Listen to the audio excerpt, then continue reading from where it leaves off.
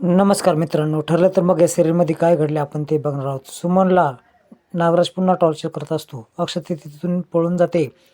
त्यावेळेस नागराज तिच्या पाठीमागं पाणी घेऊन लागतो. ती सरळ प्रतिमा समोर येते. त्यावेळेस नागराज तिच्या पाठमोरा येतो आणि आतमध्ये गेली आणि पाणी प्यायची विसरली. बघ कसा परिणाम झाला हिच्या डोक्यावर, असं म्हणून तो तिला पुन्हा पाणी पाजू लागतो. तिला बळजबरी पाणी तो पाजतो. त्याच वेळेस अर्जुन आणि सायली त्या ठिकाणी येतात आणि त्याचे कृत्य पाहून त्यांना दोघांनाही खूप वाईट वाटतं की किती त्रास तिला सहन करावा लागतो आहे. सुमन सायली आणि अर्जुनला व्हिडिओ देणार असते. त्याच वेळेस तिचं घाबरट पाहून त्यांना देखील वाईट वाटतं आणि नागराज बोलतो की मला इमर्जन्सी 2 कॉल करायचे आहे, मी जातो. त्यावेळेस तुम्ही हिची काळजी घ्या. त्यावेळेस आम्ही हिची काळजी घेऊ, असं सायली आणि अर्जुन बोलतात. त्यावेळेस नागराज तिथून निघून जातो.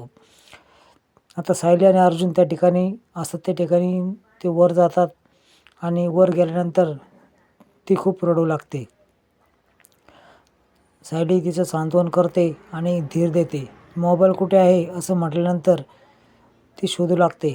तेवढ्यात प्रतिमा तिथे येते आणि रडतेस काय, काय झालं तुला, असं म्हणून तिची विचारणा करू लागते. ती पलंगाच्या खाली पडलेला बेड खाली जो मोबाईल असतो तो ती बघते. अर्जुनच्या हातात दिल्यानंतर त्याच्यामध्ये व्हिडिओच नसतो, तर व्हिडिओ करप्ट झाला असं लक्षात येतं. त्यावेळेस ही देखील बघते की मी व्हिडिओ रेकॉर्ड झाला आहे हे बघितलं होतं. आता काय करायचं याचं खूप टेन्शन अर्जुनला येतो. तो एक ॲप घेतो जो करप्टेड व्हिडिओज क्लिअर करतो आणि खूप प्रयत्न केल्यानंतर त्याला तो व्हिडिओ मिळतो.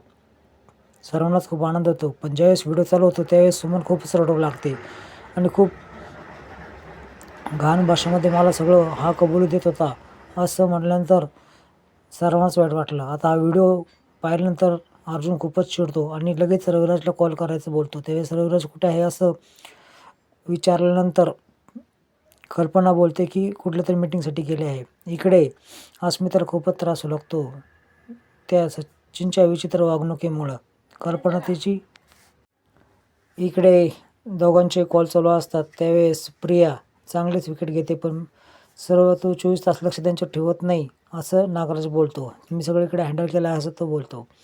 इकडे सायली आणि अर्जुन व्हिडिओ घेऊन जाणार असतात. त्याच वेळेस नागराज तिथे येतो आणि पुन्हा तिला जीव लावण्याचं नाटक करतो. आता हे सर्वजण बघत असतात. अर्जुन आणि सायली बाहेर आल्यानंतर पोलिसांना ते कॉल लावतात. सावंत कॉल उचलतात आणि बोलतात की काय झालं. त्यावेळेस अर्जुन बोलतो की मास्टरमाइंड कोण आहे तो सापडला आहे. त्यावेळेस तर नागराजचं नाव ऐकल्यानंतर यांना देखील खूप आश्चर्य वाटतं आणि तुम्ही लगेच या असं म्हटल्यानंतर ते येतात. आता पुढील भागामध्ये बघणार आहात की सगळं पोलीस येतात. रविराज सगळं कळल्यावर रविराजचा शॉकच बसतो आणि नागराज बोलतो की तुमच्याकडे काय पुरावा आहे, सगळं मी केलं. त्यावेळेस पोलीस पुरावा दाखवतात. आता नागराजची अटक होईल, त्याच्यापुढे काय होईल भाग खूप रंजक असणार आहे. पुढचा भाग